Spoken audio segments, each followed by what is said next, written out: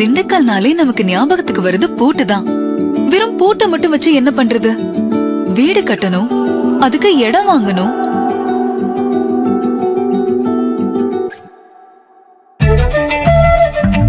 திண்டுக்கல் மலைக்கோட்டை, திண்டுக்கல் பிரியாணி. மலைக்கோட்டை பிரியாணி வரிசையில அடுத்த famous R Homes Housing and Properties Dindigul. என்ன யோசிக்கிற?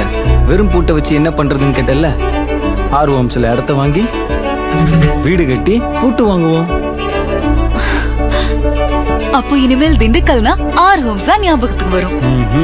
ஆர் ஹோம்ஸும் ஞாபகத்துக்கு வரும்.